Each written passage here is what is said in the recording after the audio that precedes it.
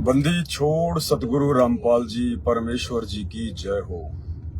परमपिता परमात्मा सारी सृष्टि के रचनहार कुल मालिक असंख्य ब्रह्मांडों के स्वामी जगत गुरु तीनों लोकों में प्रवेश करके सबका पालन पोषण करने वाले राजाधिराज आत्माधार नाथों के नाथ देवों के देव महादेव सर्वेश्वर महेश्वर मृत्युंजय अजरो अमर आदि अनादि सनातनी प्रभु जगत पिता जगदीश्वर श्री श्री 1008 की उपाधि के वास्तविक अधिकारी अकाल मूरत शब्द स्वरूपी राम वासुदेव सर्वगतम ब्रह्म परम पूज्य प्रथम पूज्य परम संत परम पुरुष परम धनी परम दयालु सत्य कबीर हक्का कबीर अल्लाहु कबीर अल्लाहु अकबर बाखबर अल्लाह ताला जगत के तारणहार जगत के मुक्ति दाता जगत के जगन्नाथ हारे के सहारे हिंदुओं के राम मुसलमानों के अल्लाह सिखों के वाहिगुरु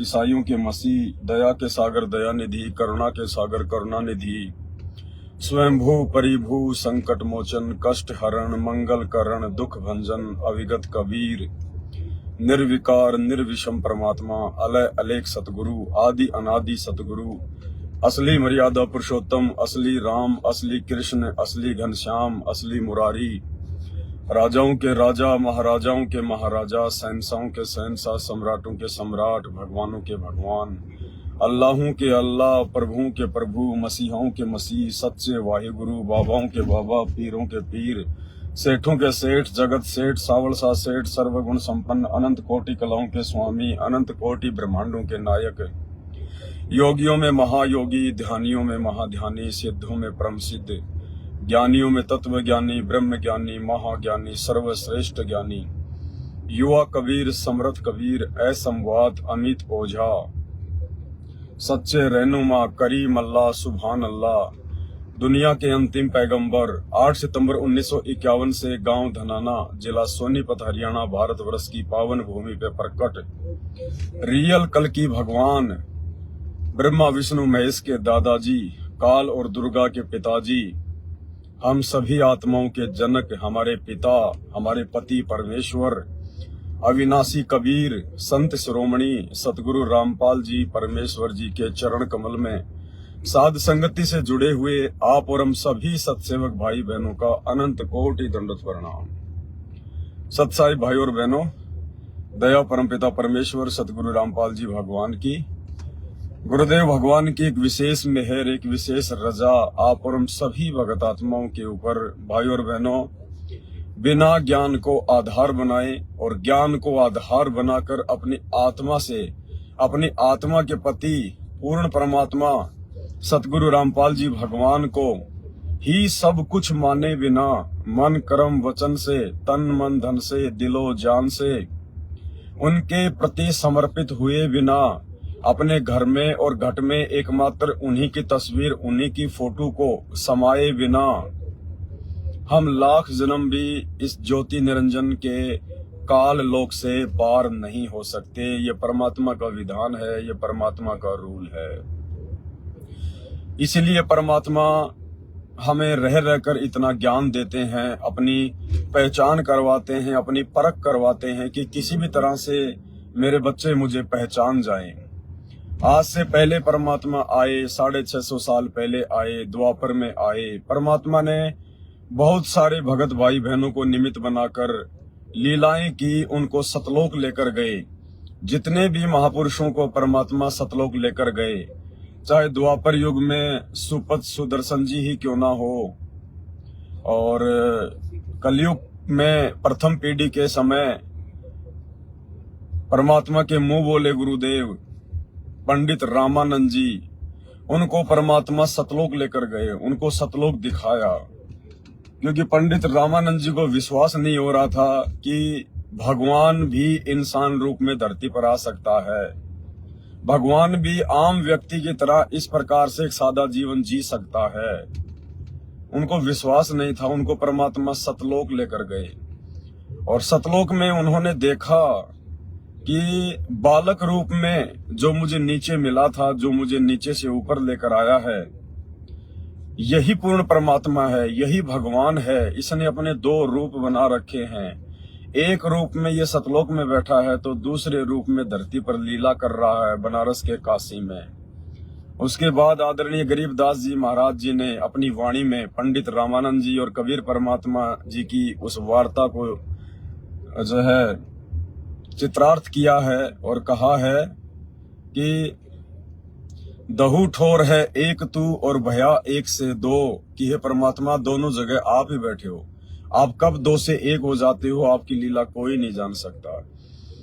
दहू ठोर है एक तू भया एक से दो, और गरीब दास हम कारण तुम आए हो मगजो। ये परमात्मा आप हम नीचों के लिए, हमारे उद्धार के लिए, हमें काल के जाल से बाहर निकालने के लिए खुद ही सतलोक से चलकर आते हो।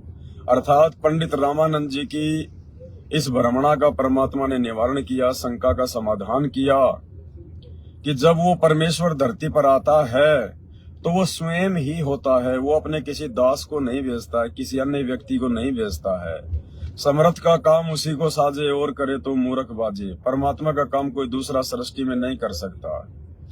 उसके बाद परमात्मा ने आदरणीय गरीबदास जी महाराज जी के माध्यम से हमें दिखाया कि आदरणीय गरीबदास जी को परमात्मा सतलोक लेकर गए। 3 दिन उनको सतलोक में रखा। गरीबदास जी महाराज जी के मन में भी थोड़ा बहुत डाउट था कि भाई ये जो बाबा जी है ना, ये जो मुझे मिला है छुडानी के खेतों में, ये कोई परमात्मा का भेजा हुआ नुमाइंदा है, कोई परमात्मा का भेजा हुआ संदेश वाहक है। परमात्मा तो कोई और है। परमात्मा थोड़े ना कोई ऐसे आएगा हमारे से गायों का दूध पिएगा है। परमात्मा तो बहुत बड़ी चीज होती है। परमात्मा थोड़ी आता है ऐसे बात बात पे।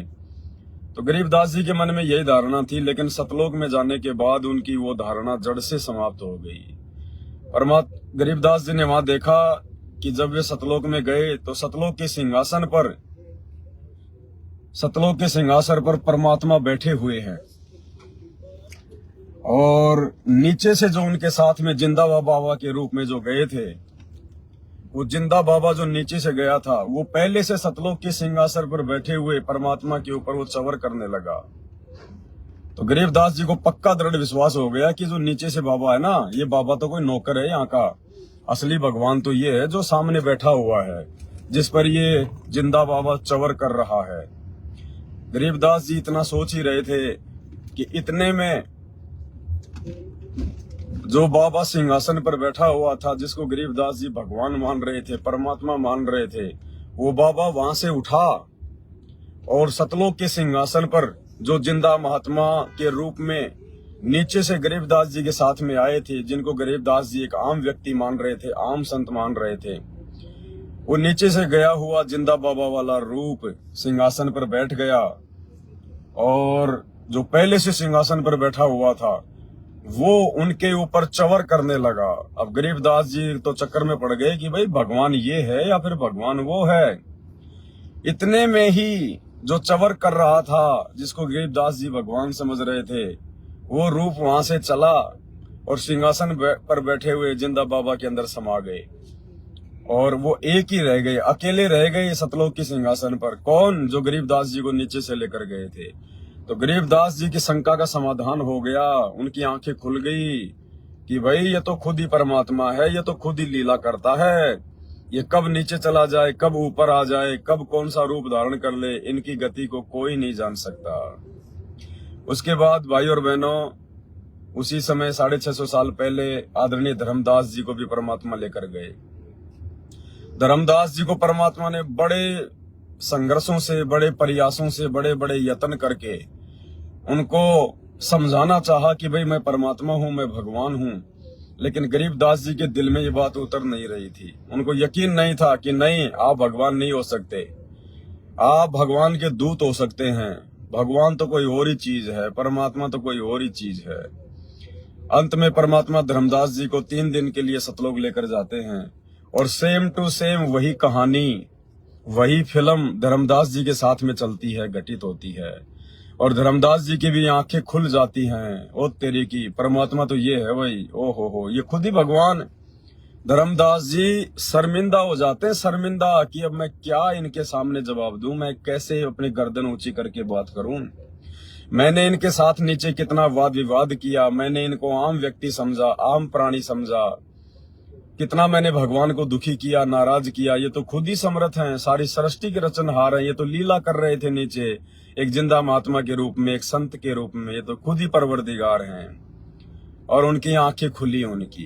भाई और बहनों, आज से पहले जितने भी संत महात्माओं को परमात्मा सतलोक लेकर गए हैं, सबके साथ में परमात्मा ने यही लीला की है। और ये लीला क्यों की भगवान ने, एक जैसी लीला क्यों की भगवान ने? क्योंकि ये सभी लीलाएं करके गुरुदेव भगवान ने हमारे लिए सत्संग तैयार किए, ताकि जब मैं कलयुग की पिछली पीढ़ी में जाऊंगा और अपनी आत्माओं को मैं ये ज्ञान समझाऊंगा, सतलोक की जानकारी दूंगा और उनको बताऊंगा कि भाई मैं भगवान हूं, मैं परमात्मा हूं, तो इन उदाहरणों को देखकर वो आत्माएं शीघ्र विश्वास कर लेंगी, जल्दी से विश्वास कर लेंगी और मुझे ज्यादा माथा पच्ची करने की जरूरत नहीं पड़ेगी, उनके साथ में जोर जबरदस्ती करने की जरूरत नहीं पड़ेगी, हर किसी को सतलोक दिखाने की जरूरत नहीं पड़ेगी। इसलिए परमात्मा ने हमारे लिए सत्संग तैयार किए, उदाहरण तैयार किए। लेकिन बड़ी विडंबना है वर्तमान की बिचली पीढ़ी में, जिस बिचली पीढ़ी को परमात्मा ने चुना, मोक्ष के समय के लिए चुना, भक्ति युग के लिए चुना, परमात्मा ने हमें शिक्षा दी, हमें दीक्षा दी। 4 युगों से परमात्मा ने हमारे लिए संघर्ष करते हुए न जाने कितने सत्संग किए, कितने उदाहरण तैयार किए। आज सन 1994 से लेकर वर्तमान समय तक परमात्मा ने वो सारे उदाहरण हमारे सामने पेश किए। उसके बावजूद भी भाई और बहनों, बड़ी मुश्किल से चंद गिनी चुनी आत्माओं के ऊपर परमात्मा के वचनों का असर हुआ है।